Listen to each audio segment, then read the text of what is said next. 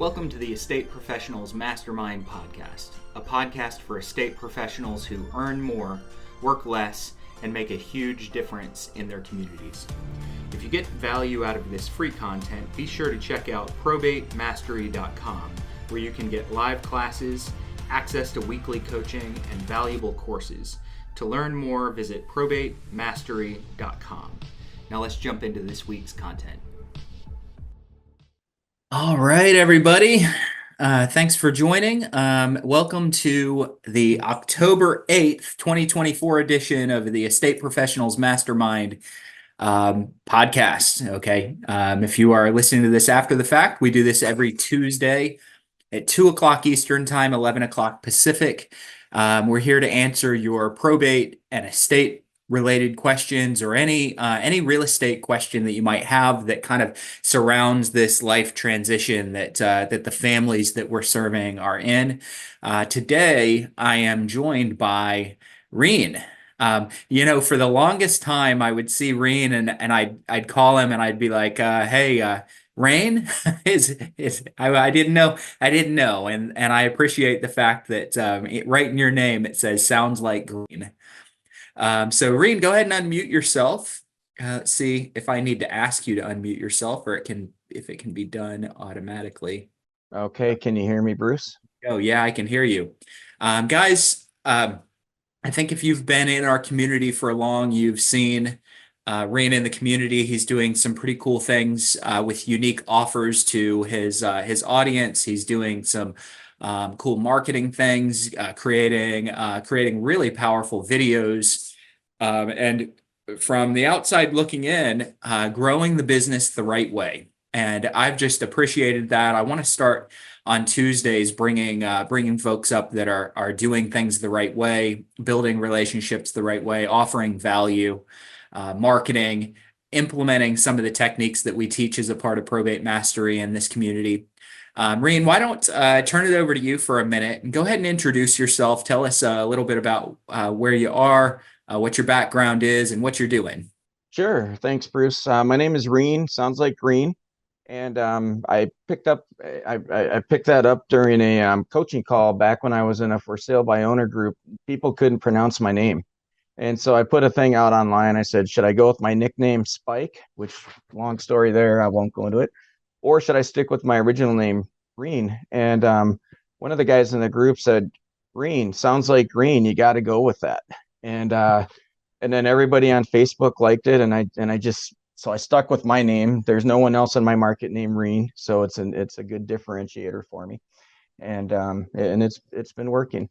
My background, I've been involved in real estate since early 2000s. I started out as a realtor and I was also an investor. So way back in the early 2000s, I did the program where I would offer the guaranteed sales program. So if somebody wanted to sell a house, I would list it and I would offer to buy the house. And a couple of my favorite investment properties are properties where I received a check at closing and keys to the house. So every once in a while, younger people will ask me if that's real. Can it really be done? Yes, I still have a house that I was paid to buy.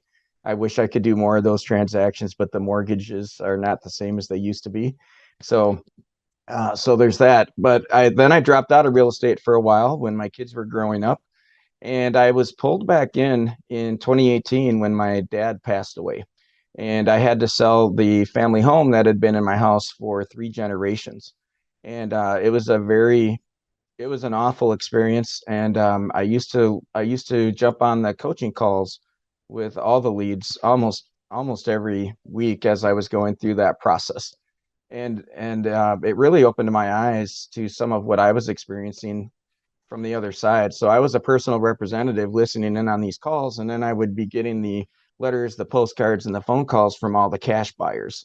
And part of the reason why I got back into probate after I sold my dad's house is because I really wanted to make the industry better for other people that are going through it, not just on the side with the personal representatives and the attorneys, but for the realtors and the cash buyers, because some of the things that some of them are doing are so so bad. And I don't know if I don't know if people realize it until they're on the other side and they start getting those phone calls from the ISAs, and they start getting the tons of letters in the mail, and they can't understand why theirs don't stand out. Hmm. So I really got back into this to help families through probate and make a difference. Um, I'm not a high volume agent. This is just reality of the situation, full transparency. But I also don't try to be, right? I don't look at these as transactions. I look at these as families that I'm trying to help um, just get through the probate process. So that's a little bit of my background. Now, the cash buyer story, I mentioned that when I was selling my dad's house, it was a house in Minneapolis. It was, it was really run down. I didn't think we were going to be able to sell it, to be honest with you. No way that we were going to put that thing on the market. Although looking back now, I realize there are ways we probably could have done it, but I didn't have access to a real estate agent who I felt could really help me do it. So, so the cash buyers all started showing up, and I met this one cash buyer named Glenn. He's still a mentor of mine today, and he hated the house so much. He said, even as a cash buyer, I'm not going to make an offer on your house. But his his philosophy is to leave every personal representative better than he found them, whether he buys their house or not. And I've kind of adopted that philosophy too, right? Like I just want to help people, whether I buy their house, whether I sell their house. And so Glenn didn't buy my house, but he gave me some tips and he gave me some pointers. And with Glenn and my attorney helping me, I was able to navigate the process and get past some of the crazy wholesale things that popped up and some of those other things. So now I try to pay it back, right? I just try to help other people get through probate, but still, as a real estate agent, when I'm involved in online groups, a group like this, for sale by owner groups, expired groups, any kind of coaching program you're going through, it drives me absolutely nuts when you call somebody and the objection is, you call it for sale by owner. First thing they ask every single time is, do you have a buyer? And we would have all these agents in the training that wouldn't know how to respond to that. I'm like, how can you not have a cash buyer? How can you not? Like, Yeah. how can you be a real estate agent and not have at least one cash buyer that you work with? So I preach this. And for those of you who are doing probate, I highly, highly, highly encourage you to find a cash buyer, at least one, maybe two or three, and just work with them and learn what they do and learn how you can partner with them and help them.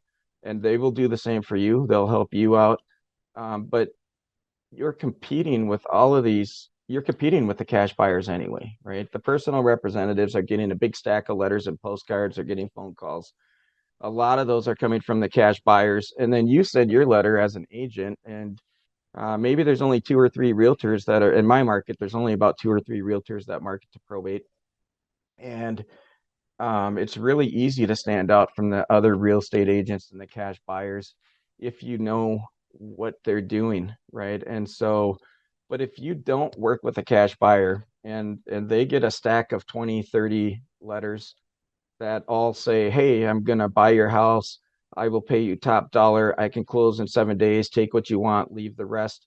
And, you'll be done. You'll get through probate faster. And then here's you, the traditional agent saying, I can help you fix up your house, remodel it, list it. They're like, no, I don't have time for all of that. And if Hmm. you don't have a cash buyer that you're working with, you're missing out on all those opportunities. And I didn't bring any statistics.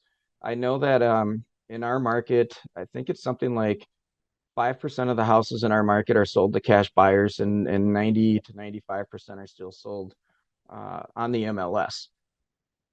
But, and there's a big but here, but most of the people going through probate are going to call for that cash offer. In my Correct. market, you're nodding your head, Bruce, right? In my Right. market, almost all of them are going to call because they want the quick cash offer, Hmm. even though they're going to end up listing their house anyway. I know that, you know that, they don't know that yet. And so if you're not working with a cash buyer, if you can't offer that as part of your portfolio, you're losing out on all those calls. And a lot of people ask me, how do you get your phone to ring? How do you get people to call you? People aren't calling me with come list me calls. They're calling me because they have a house that they need to sell quickly. Hmm. and we end up listing it if it's the right fit for them. And we go through some steps to get there. But anyways, Bruce, I'm rambling on a lot. So what we're going to cover today, I want to just start at a high level. What is a cash buyer? What kind of cash buyers are out there? Because there are a lot of options for you to choose from. And it's good for you to know what they are, because all of those people are reaching out to those personal representatives. And when you show up, if you don't know what's out there and who does what, it puts you at a disadvantage. Why should you work with a cash buyer? What do I do with my cash buyers, and where do I find cash buyers? And even though I'm rambling on a lot, I really want this to be a dialogue. Mhm. So as we go, I have some bullet point notes. I didn't create a slide deck, but I would love it if people just jump in. And also, I know there's some cash buyers in this group. I would love to hear some of your stories too, right? How are you working with real estate agents? How's that working for you? And Ron, looks like we have a question. Thank you. Before Ron goes, I'm going to jump in and let you guys know that it's absolutely true what Reine has just said. The sellers in our probate records each month, they're very rarely saying and going to Google or opening letters or making a phone call and saying, "Hey, I'm going to list my house. Come give me your listing proposal." It's really funny that, Reen, you started with the guaranteed sale, because that's when our business, right after foreclosures, but our business took off with a guaranteed sale. Yep. Your home sold guaranteed in 59 days or we'll buy it was the offer that we made. And that was an old Craig Proctor approach Yep. Yep. Craig Proctor. That's back in right. the day. And then we did it with rate, and we were advertising on radio and television and things. And we would get tons of come list me. And Mm-hmm. I had to learn that a lot of people, especially in the inheritance space, they aren't come list me calls. They Right. are make me an offer call. Now, again, it's absolutely true what Reen says. Many of them will go the listing route. Not all, but many will go the listing route. But that's not the first thing they're looking for. They're looking for the offer. And those of you that are on the phone doing outbound dialing, even if you're an agent, I teach you, hey, when you do sell, do you think maybe I could make you an offer? And agents all Mm-hmm. the time go, no, I can't say that because I'm not prepared to make an offer. If you don't want to say maybe could I make you an offer, maybe you say could I bring Yep. you an offer? The word offer is the key to getting appointments, though, in the inheritance niche, in the probate niche, the word offer. So I absolutely just wanted to say that because I'm endorsing everything that Rena's just told you guys wholeheartedly. And with that said, let me jump over to Ron. Where did Ron go? Rena, are you putting a whiteboard up? No, I did not put that up. Okay, not sure what that is. All right.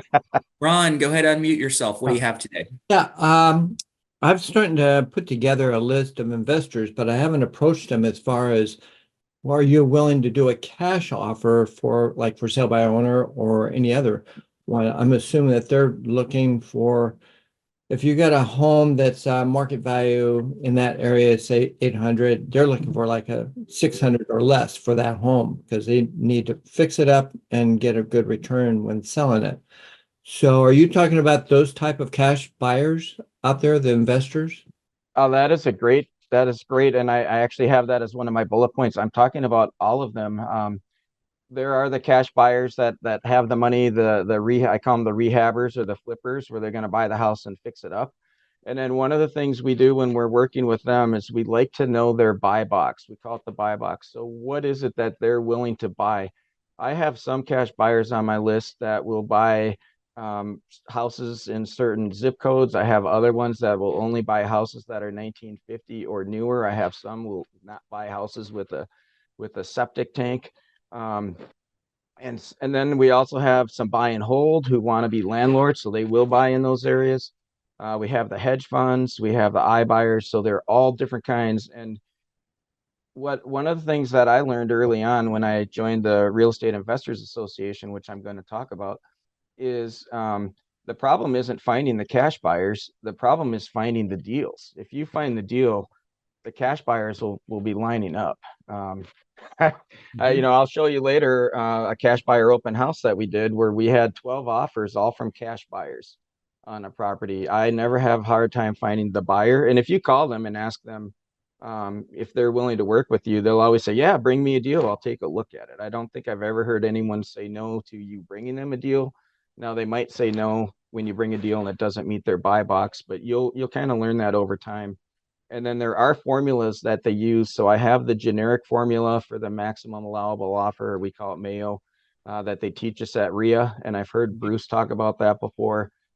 And so a lot of times when I'm working with these sellers, what I do is I try to get a feel for whether they're really looking for a cash. So if they tell me they're looking for a cash offer and I'm touring the house, I'll start with my really high level, 60% of fair market value or after repair value.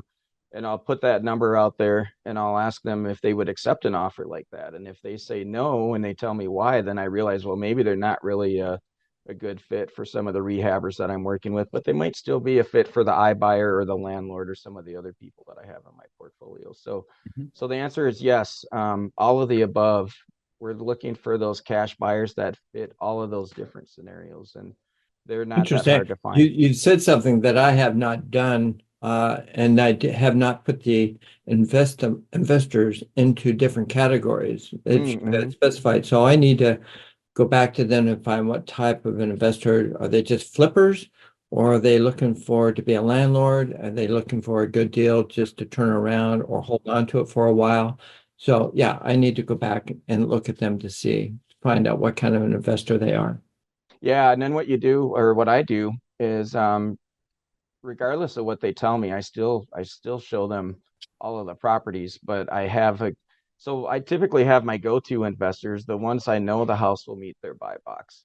And so, I have one guy that'll write an offer on any house, doesn't matter as long as he gets it at the right price. I have another guy who is the guy who typically writes the highest offers, but he's a little bit more picky about what he takes.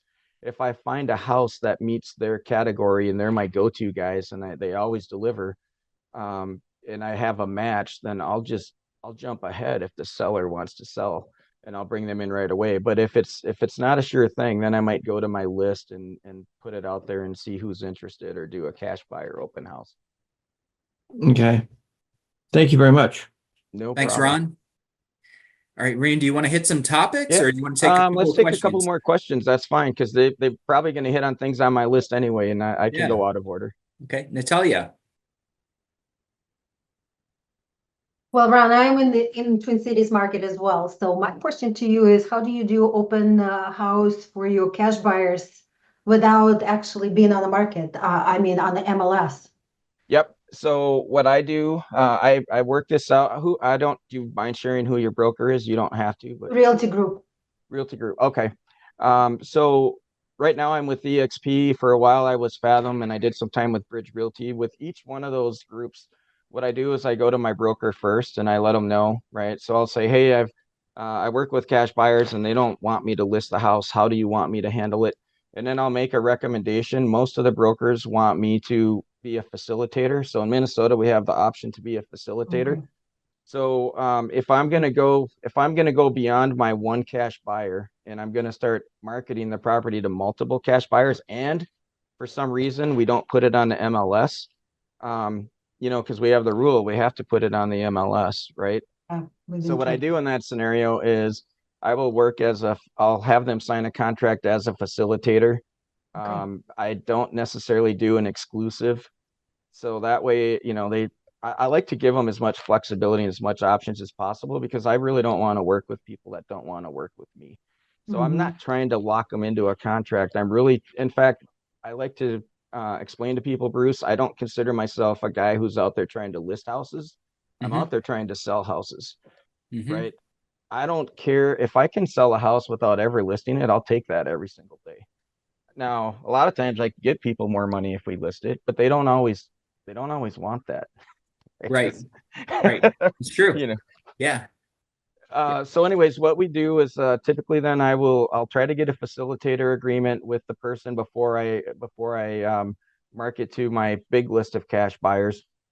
And what's really nice about that is a lot of the investors on my list will actually pay me the commission as a facilitator. So if we go that route, not only are we going to sell their house to a cash buyer, but they're not even going to have to pay my commission or closing costs. My cash buyers will typically just pay that. And that works out great. People get pretty excited about that. So Which is the only great. time you could, I apologize, the only time you can have the signed facilitator agreement is if their PR is already appointed, right? Okay, now you're getting into a technicality. You are 100% correct. Mhm. But I don't know if you've noticed in our market and probably others, a lot of agents who don't understand probate will take the listing before the PR has been appointed. So a lot of Mhm. times they'll have the personal representative sign the listing agreement in their own name rather than in the name of the estate. And it drives me nuts when they do that. I was able to use that to my advantage a couple of times. Actually, you're in Twin Cities, so Chris Lindahl, one of his Yeah. people came to That's me. the cash offer guy. Yeah, I know. They came. One of his guys came to me, Yeah. and Yeah. and the same thing we just talked about. They came to me because Chris couldn't get them the cash offer because he was working with the iBuyers at the time, and so they had my letter. They called me up, and this was a really young personal representative that didn't understand selling a home, and especially not through probate. And what had happened is he had signed a listing agreement with the withhold before he was personal representative, and then he wanted to change and go with me. So I called Chris's team and I just said, client wants to switch over, and they kind of, I don't know. And I said, well, he wasn't even appointed by the Exactly. court It's when he not signed legal. his contract. Mhm. And so they said, okay, fine. And they were good sports and they just let him out of the agreement, which I don't think was legitimate anyway. So technically they should be personal representative before they sign that agreement. But in our market, a lot of people sign it before their personal representative. Which is And odd. that's something that I think is semi-important. I actually have at times strategically, with knowledge, allowed sellers to sign proposed personal representatives Mm-hmm. that are only petitioners at that point. I've allowed some of them to sign, knowing that it was not enforceable, Right. that they could back out, but I wanted that kind of emotional Yep. commitment. So I want you guys to know that they can sign, but it is absolutely not enforceable if they do. And Bruce, and that's also the reason why I don't go out there and try to steal them away from their agent, because typically if they've signed, they've made their decision, they have an emotional tie to that agent, and that's not how I'm just not out there trying to steal people away from their agents, Agreed. even though I don't think it's an enforceable contract either. Yep. Reine, answer the question. So answer the question of what is an iBuyer. So we've got some Sure. chatted responses as well, but what's your take on that? Yeah. So when I talk about the different kinds of iBuyers that are out there, or categorizing your iBuyers, the iBuyers, some people refer to them as internet buyers, or some refer to them as institutional buyers. But an example would be like Open Door or Zillow. In our market up here, for a while, Zillow dropped out, so I just started working exclusively with Open Door. I don't know if Zillow came back in or not. Um, but they're the big institution. What I like about them is they've got this down to a science. And so whenever I get a call from anybody, whether they're looking for a cash offer or not, the first thing I do is I pop their address into Open Door, because I want to see if it meets Open Door's buy box. I want to see what the Open Door algorithm might offer. Mhm. And also, they probably put their house in Open Door too. Right. So Yeah. I want to know what numbers Open Door is giving them before I go out there. Hmm. So that would be the iBuyer. Another category then would be the hedge funds, and like BlackRock is a big one in our market. I don't knowingly deal with them, and the reason I say that is when I was working on a probate case about a year ago, these guys set up a lunch with me. So we went out, we went to lunch. They were from Iowa, we're from Minnesota. It's a big college rivalry. And they were talking about all the houses they were buying, and they were showing me their advertising, the hometown team, all of this kind of stuff. And when I started doing the research, I found out that they were buying houses for BlackRock. They weren't. Yeah. Yeah. And one guy was even BlackRock even had his license, held his license, so he was even listed in the MLS as working for BlackRock. Wow. And I'm Okay. like, hey, you guys, hometown team, all this looks like your properties are in the BlackRock Holding Corporation, and it looks like your license. He's like, oh yeah, but no one ever asks about that. Yeah. And so, but they were out there buying up a ton of houses in our area, and they weren't even telling people that they were. I would imagine they had it on the purchase agreement, but it looked like they might have had some shell corporations. I don't know. They were doing all kinds of stuff, but Hmm. so I kind of stumbled onto that one. I don't typically work with them. Some people in our RIA do a lot of business with the hedge funds. Then we have the rehabbers. Those are the guys that they're contractors or um, they know a lot about fixing up the houses and reselling them. So their strategy is to fix them up and resell them. Then we have other buy and hold investors like landlords, vacation rentals, those kinds of people. And then I also put on my list because the terminology, you hear it out there all the time, but we have the wholesalers that are out there too.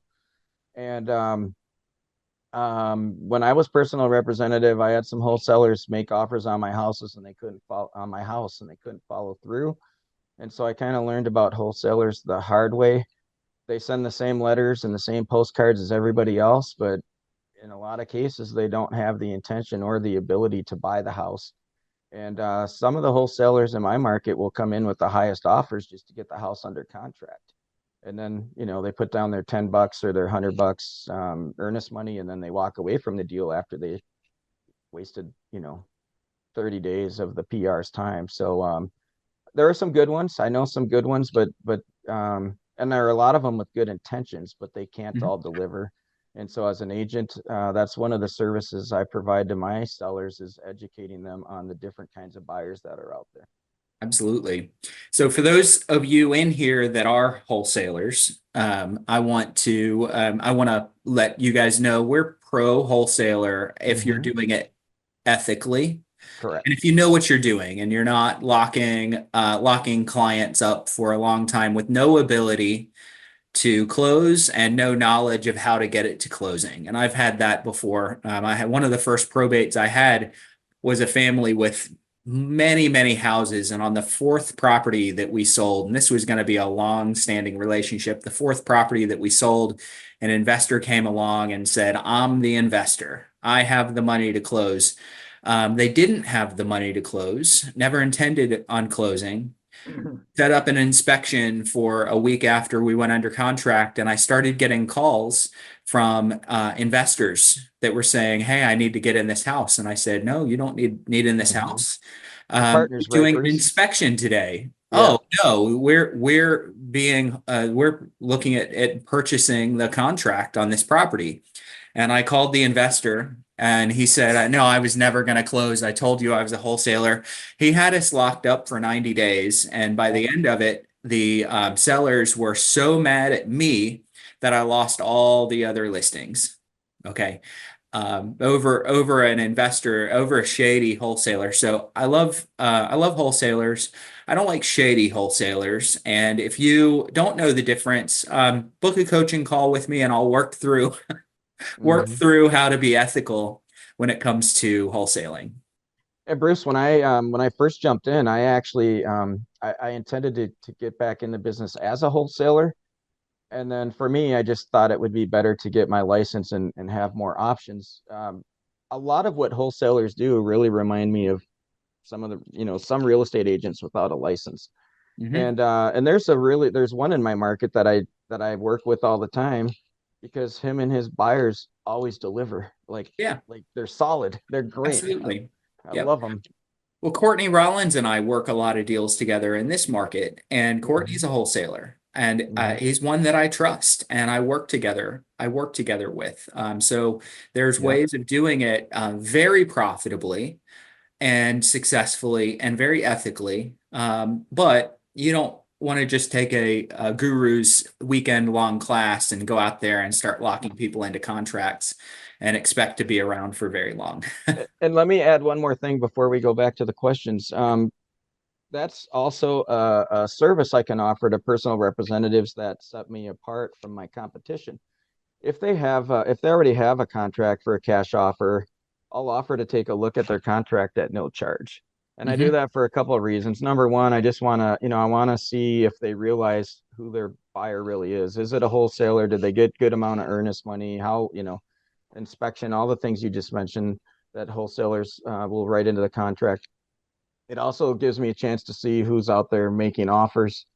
And one of the things I do that I was going to talk about later when we talk about where do you find cash buyers, if I lose a deal to a cash buyer or I keep losing deals to a certain cash buyer, I do a follow-up call and I will ask the family who they decided to go with and if they would recommend them. And if they say yes, I add that cash buyer to my buyers list. So I've been able to go out there and take some of the cash buyers I'm competing with and just add them to my list. And they've turned out to be some of my best cash buyers.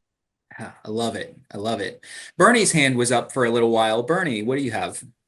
Yeah, Reine, I have a list in my contacts called Mentor, and there's only 3 people on it, and they're all on this call. They're Oh, awesome. Bill Gross and you, Reine. Oh, thank you. Your help desk, I thought was a genius name, and I, follow it and pay attention to what you're doing. So I appreciate you Thanks. being here and helping us all. I want to relate this morning. I had met with a couple of brothers who run a company of restoration and general contractors and all the subs and really do the whole process. I had met one of those brothers at the monthly Real Estate Investors Association, which is a tip Awesome. I got from one of you three. I don't remember Yeah. where. But that has paid off because these folks are really together, and either the brothers or their manager will accompany me on any listing opportunity hmm to go on, even on a preview, because Yeah. when we walk around the house together, they're going to be a better eye at seeing what it needs. They're going to be one of the options, which if the sellers want to choose the cash offer with them, I'm perfectly fine with that. They'll pay me the 2.5%. And hmm if I get the listing and they came on the appointment with me, I'm going to pay them 2.5%. So, it's going to be a mutual partnership. And Bruce really helped me come up with this. And That's fantastic. again, mostly I wanted to thank you, Reine. That's fantastic. And Bruce, one of the to Bernie's point, I want to talk about the RIA meetings. Do we want to take another question first, or do we want to talk a little bit about RIA meetings?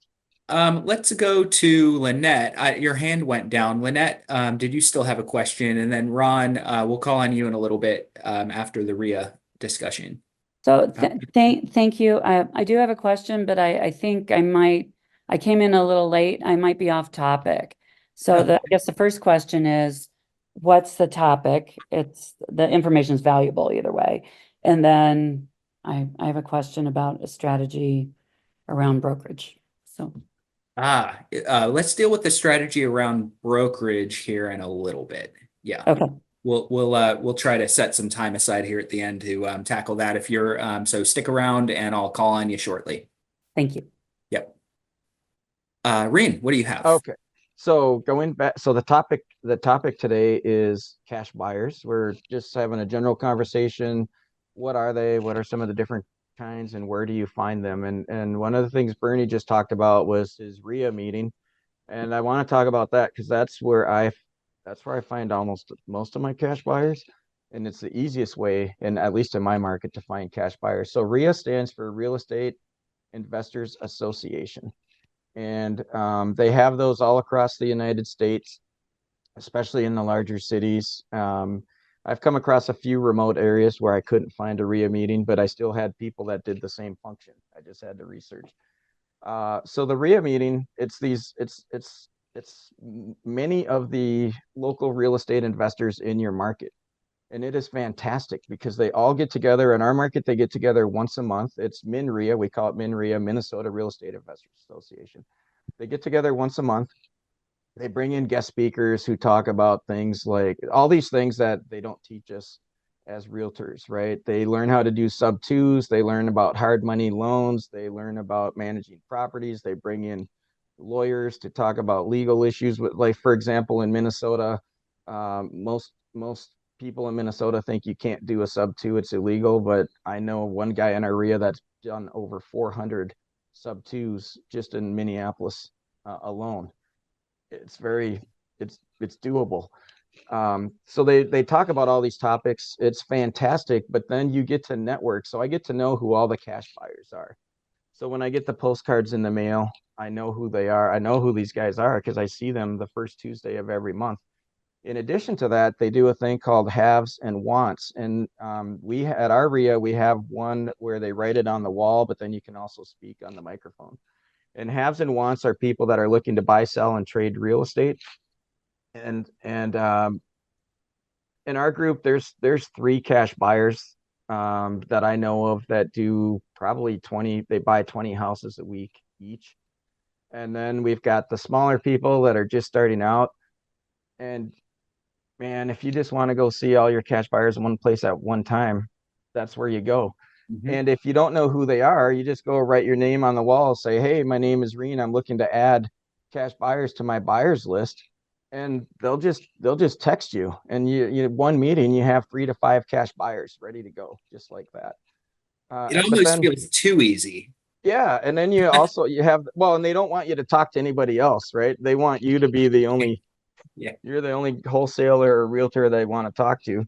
And then in addition to that, the hard money lenders are there, the traditional lenders are there. So, some of you guys talk about you're afraid to write an offer because you don't think you could buy the house. I could go to my RIA meeting and I'm trying to remember the name of the guy. I used to talk to him all the time. It's sad I can't remember. But anyways, I go in there and I just say, hey, I've got a deal. I need a hard money lender. He'll evaluate the deal, and if he likes it, he'll fund it. Like, I don't even have to have the money to buy the house. I just need to know the people that have the money, and it's awesome because they evaluate the deal for you. So go to your RIA meeting. That's the absolute easiest way to get cash buyers for your cash buyer list and find out what their buy box is. Another tip I use for finding cash buyers, I think I got this from you, Bruce. I ask the personal representatives to save all the letters and postcards that they're getting.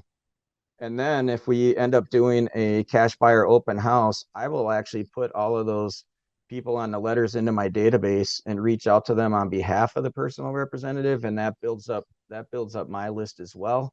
Also allows me to see what they're sending out. I already mentioned lost deals. If I lose a deal, I call them up and ask if they would refer.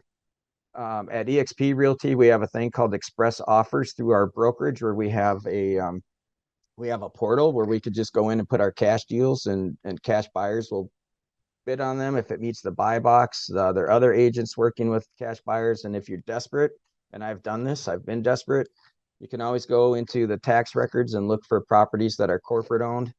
And then what I do is I kind of sift them and see who owns multiple properties in the area, and then I will do some prospecting and skip tracing and find their contact information if I want to, because they already are buying houses in that neighborhood.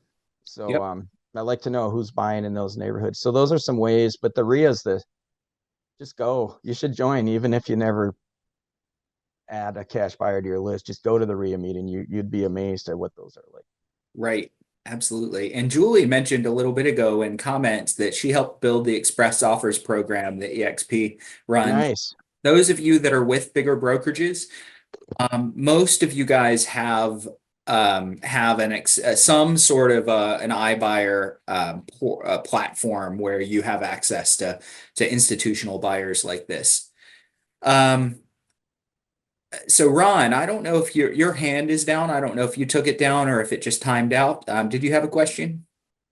Yeah, I put it on the chat, but got an answer. But you were mentioning that you have got the listing contract signed by a petitioner before he actually became the PR. So my question was, do you get him to re-sign the contract after he becomes the PR? Yep, I do. Okay. Mm-hmm. Yeah, definitely. And I make it very clear that, hey, this is kind of giving me some authority, but when you are the executor, executrix, we're going to need to do this again. So this is kind of give me some authority that I need to go out and market the property. But it's not 100% official. Let's come back and do it again when you're appointed as the executor or executrix. That's the Okay. way, at least. And you want to keep the paperwork with it. So if technically by the legal standpoint, because we've had to go round and round with the lawyer, this is Matt Price, by the way, the contract is not an official contract until they're appointed. Yep. So technically it's not a valid contract. Correct. So you would have to have them re-sign with the documentation stating so at that point.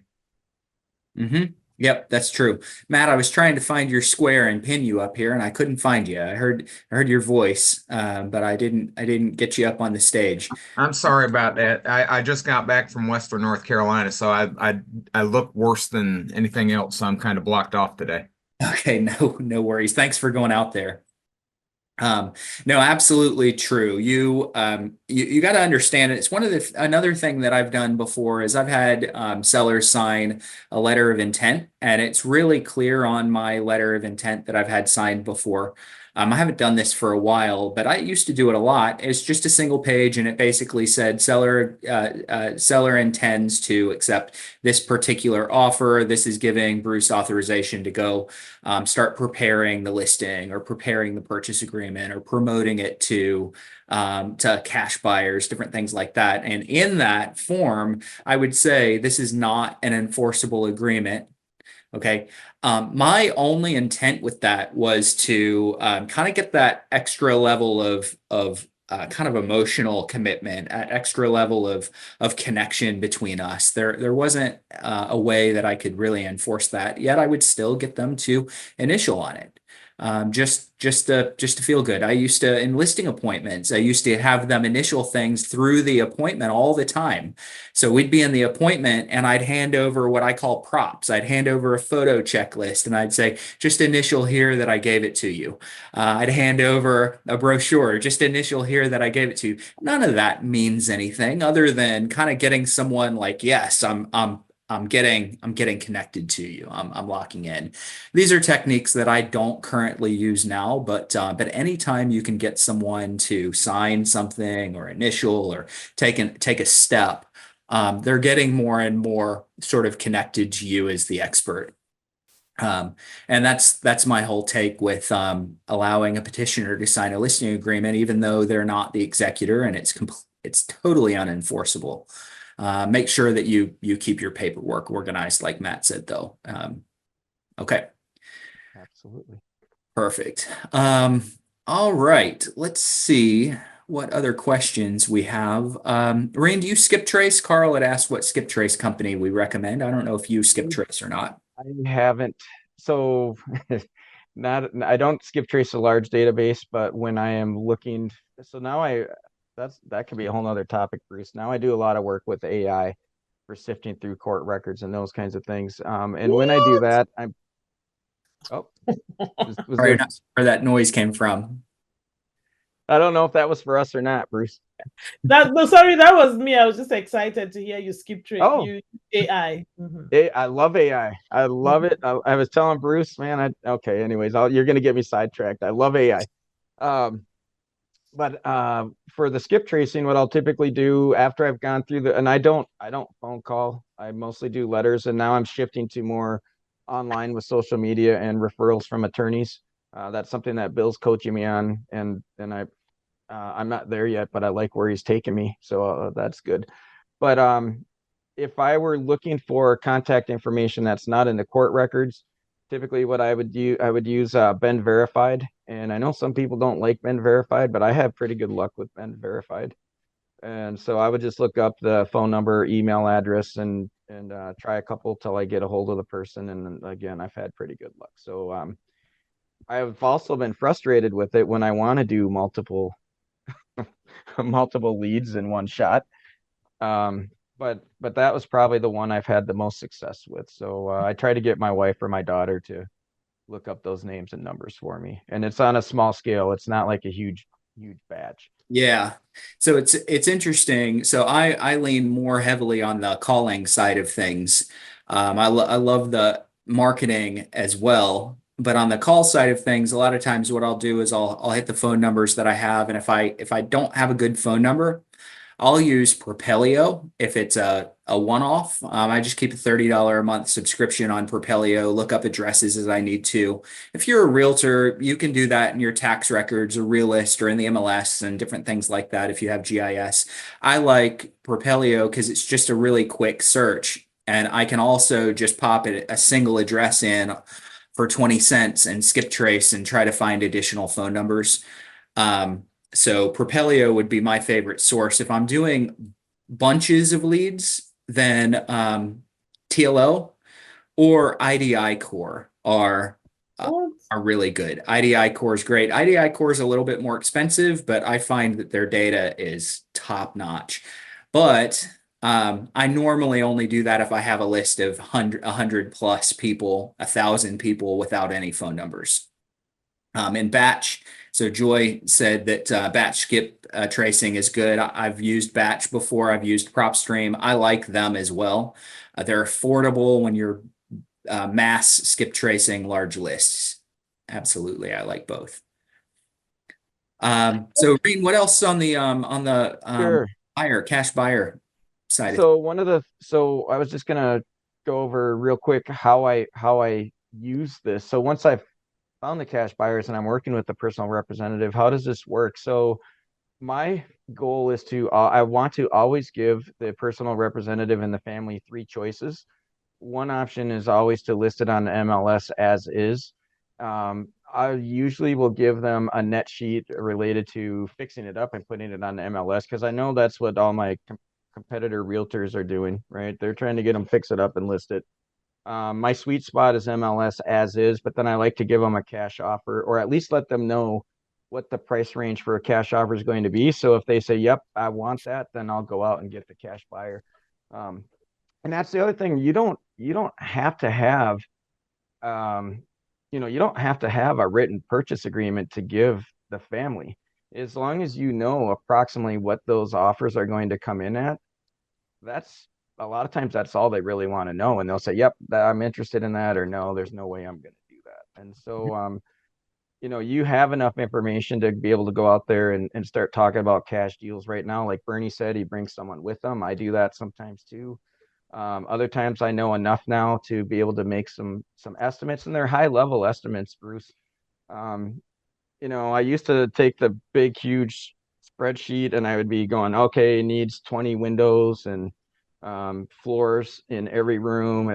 And one of the things they taught us at the RIA was kind of the down and dirty estimating strategy where we just take the number of square feet of the house and then we figure out if it needs carpet or not floors and walls. We're going to estimate about 10% per square foot in our market.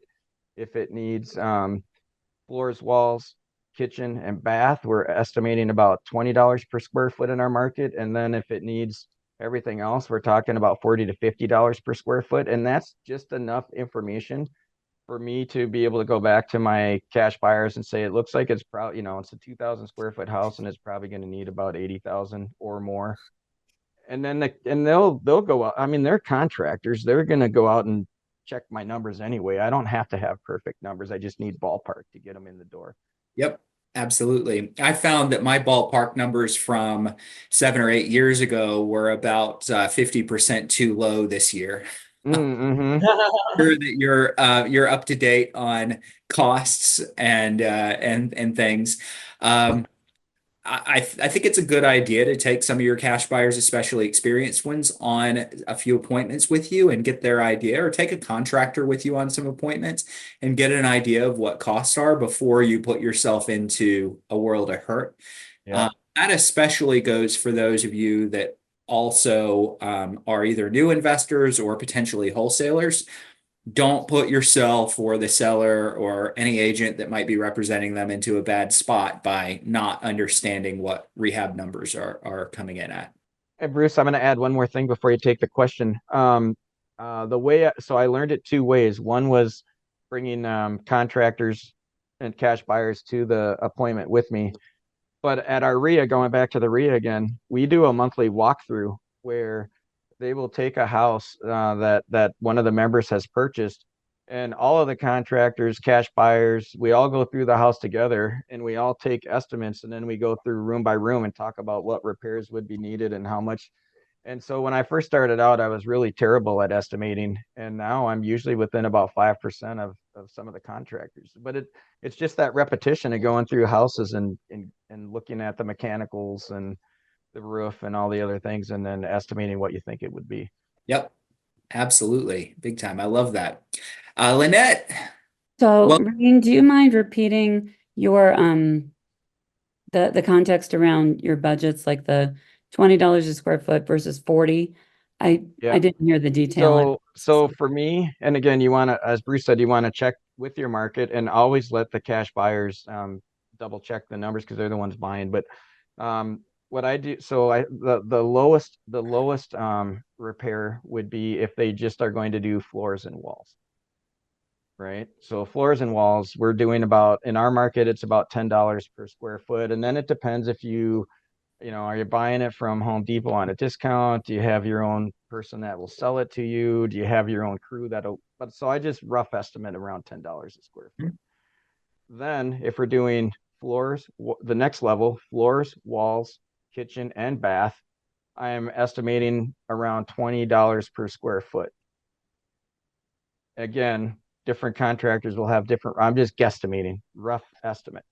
And then if we need the full rehab, so a lot of my, some of my cash buyers, they will not buy a house unless they're doing a full rehab, right? Because they want to add value to the house and make sure they can justify the money they're going to sell it for. So for them, we're estimating around 40 or higher per square foot. But it still gives me a ballpark. So if it's a 2,000 square foot home and it needs everything, it's going to, in my market, it's going to be at least 80 to 90,000 at least. Those numbers. So I'm in Denver, and depending on what you're doing and what price point, of course, it all. Yeah. I actually flip a little bit, and I have some of my benchmarks, but I haven't. I would like some quick and dirty numbers because I mean I can do the quick math, but for the cash buyers. And then I guess the next question is, when you bring the cash buyer, do you have a handshake agreement that they'll list the property with you? You know what? I don't. And some are agents, but Yeah, I don't. Some of them offer that, but I probably should do that. I haven't done it. I'm noodling that strategy right now, and then we have our fiduciary and all the muckety muck. So it'd be an interesting conversation. Absolutely. So Lynette, you had another question. Let's tackle that, and then we'll call Joy up. I bullied it through. I'm finished. Okay, got it. Thank you. Good. Thank you. Okay. Joy. Come up. Joy, can I go ahead? Yeah, you can. Okay, so my first question is, do we record this and put it on YouTube? Because I have to listen to it again. Yes, it is. It's usually a couple of days. It'll be on YouTube. So about around Thursday or so, it'll be up on YouTube, Probate Mastery YouTube channel. Okay, thank you. And then Bruce, you mentioned 2 tools you use for skip tracing. Yep. So if I'm doing bulk skip tracing, I find that TLO, Tom, Larry, Oscar. I don't know why I picked all men's names. No sexism intended. So TLO, they're hard to get in with. Extremely good. Really, really good, but they're hard to get in with, and they don't generally like onboarding real estate professionals. So it's good if you have some different type of business that you're setting up. They'll do an office visit and everything. But they're exceptionally good. The other one is IDI Core. I really like IDI Core. They like real estate agents. They're a bit expensive, but top-notch data. I think that they're like $1 per skip, and they want to do bulk if they can. So quite expensive, but the data is exceptional. And when I use like one-off skip tracing, I'll usually go to Propelio. I've seen just a bunch of people dropping skip tracing softwares into chat. I like all of them. I use Propelio because it's pretty easy. I just keep it on one screen, and as I'm prospecting, I pop the property address in over on that screen, and I have all the regular realtor resources available. I use Propelio just because it's faster than getting into tax data and GIS systems and things like that. I can just pop it in, see who currently owns the property. If my numbers don't match, I can get a skip trace for 20 cents really fast. There are cheaper places out there to do skip tracing. I like them. I just like Propelio because it's easy. Forewarn, been verified. There's a bunch of them. I use PropStream periodically, batch skip. They're all good, but my kind of go-to for one-off skip tracing is Propelio. Okay. And then the next question, Reine, Yes. how do you use AI Oh my goodness. to work on court records? Because those court records are crazy. There are too Yeah. many for me. Did you say specifically how do I use it to work on court records? Yes. Yes. So, okay, so there are a lot of ways, but the simplest answer to that one is I pull most of my data right from the court website. And in Minnesota, we have one system where all of the probate cases for the entire state go into that one system. So it's really easy. I can access court records from any county through one statewide court system. What I do then is I have a list of numbers, so I know the case numbers because I keep track of them every week. And then I just go in there and I have a boy, I'm gonna really nerd this out here, but essentially what I do is I grab the information off the website, I download a copy of their application, which is available online. And then when I'm done, I dump it all into a data file, and I have Claude, which is like a version of ChatGPT. I have it trained to sift through the text file and pull out all of the personal representative and attorney information for me. So it just goes through my text file and generates a list, and then I just throw that list into an Excel spreadsheet. It's simple. What did you say you use instead of ChatGPT? I use Claude. I went to a training year and a half ago, and they said, they told us in our training, this is an older version now, but think of ChatGPT as the art teacher and think of Claude as the science teacher. Oh. So at the time I signed up for Claude a year ago, Claude was really good at being more precise and getting really specific information. So if I have a conversation about probate with Claude, I'll get more detailed information than if I have a conversation about probate with ChatGPT. Mm-hmm. What training is this? Does it still exist? Oh, this was a training through our real estate brokerage at our national convention in Vegas. Oh, EXP. I'm with EXP too. Yeah, well, at that time I was with Fathom. Okay. But I think EXP is probably going to be doing something similar, but I haven't seen the list of speakers they have coming up at the convention this year. Okay, thank you. And final question. You said you're not a high volume real estate agent. You seem so knowledgeable. You're not high volume by choice? I'm not a transactional agent. Like, I don't want to get on the phone with PRs and try to browbeat them into letting me list or sell their house, because I used to be that guy, and I know. And I didn't pick any of those people to sell my dad's house either, right? Like, the people that I worked with were the people that were most helpful. And Bruce talks about this all the time, but I found it to be so true. Sometimes you have to nurture these leads for a really long time. And sometimes they don't need me to sell their house. Sometimes they just need advice on cleaning out their house. Sometimes they need advice on transferring the title or hire. Sometimes they just want to keep the house in the family. A lot of people that I come across don't need me to sell their house, but the more service I can provide them, typically then the more they'll refer me. And if they refer me just a standard listing or something like that, a lot of times I just give those leads out to other people in my network, because I don't really like listing. I like selling houses. I don't like listing houses. I like selling houses. So it is a bit of a choice, but that doesn't mean I don't stay busy, because if I get involved in a case, I was just telling Bruce the other day, I had one of the attorneys I work with called and wanted to know if I would do a case where I would have to be the special administrator and take responsibility for a deceased person that was still in the morgue. And I'm like, God, they didn't teach me that in real estate school. And I would have done it if he needed me to, but we didn't have to go down that path. Fortunately, someone in the family stepped up. But Okay. so if I get involved in a case, one time we had a case where we had a family that we couldn't find any living heirs. And so we had to do some investigating, and we had to put together a family tree and get it through the court and do all kinds of stuff that really didn't have much to do with real estate, but it was fascinating working on the case, and I learned so much. So and I did make a lot of money, but not from selling the house. So, you know, How did you make money then? in that case, they hired me to be it's funny because I fought this. I didn't want to do it, but the attorney convinced me. They hired me to be the special administrator. And then he said, oh, by the way, when you're special administrator, you can't list the house.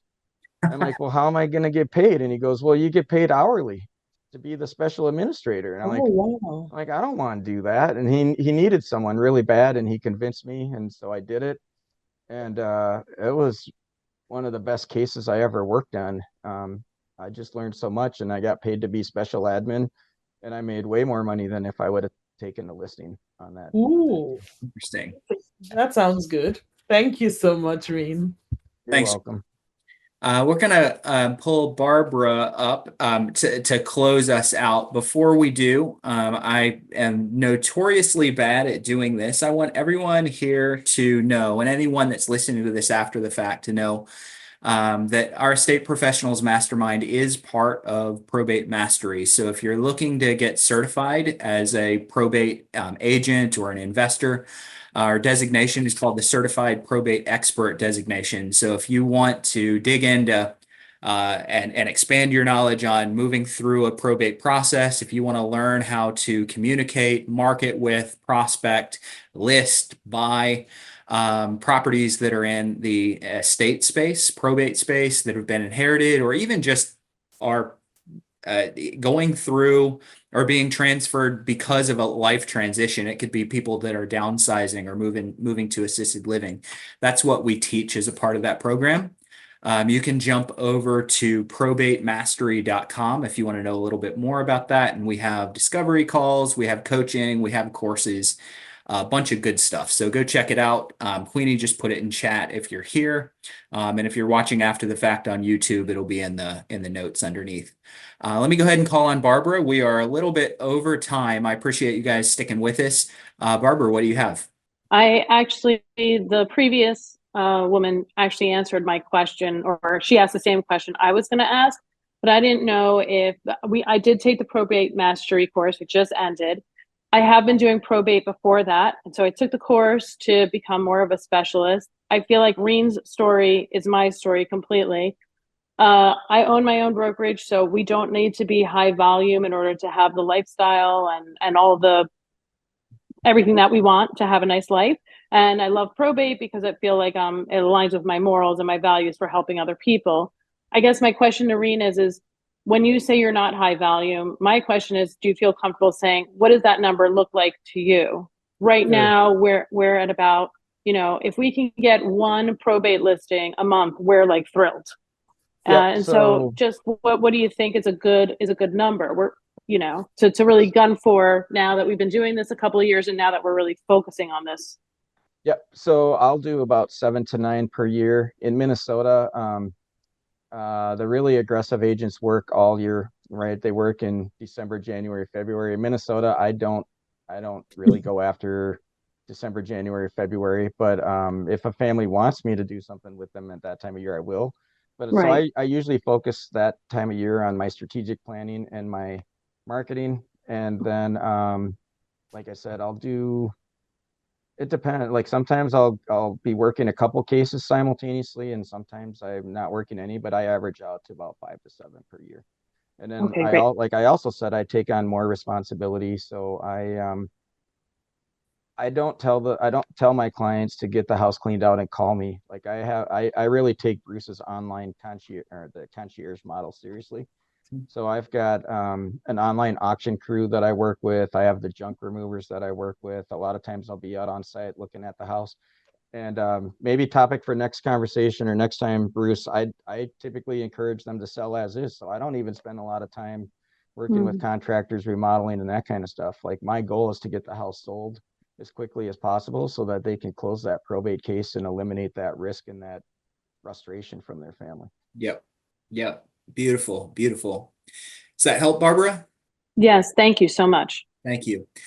Okay, Reine, thank you so much. I appreciate you being here. We're going to have Reine on more often. I'm going to try to focus a lot of these Tuesday coaching calls on having guests that are doing unique and special things in their markets so that you guys can hear what other people are doing beyond just hearing my voice up here saying this is what you should do theoretically. You're going to hear what boots on the ground and different markets are doing. I encourage you guys to pursue the estate inheritance probate niche. There's a lot of business for those of you that are transactional agents. We have people that are doing 15, 20 probates a month.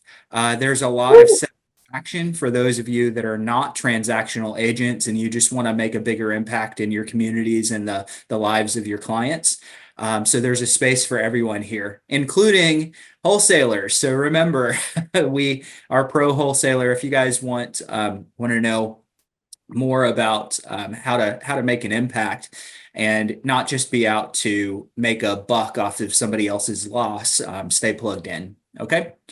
Thank you guys so much for being here, and we will see you guys next week.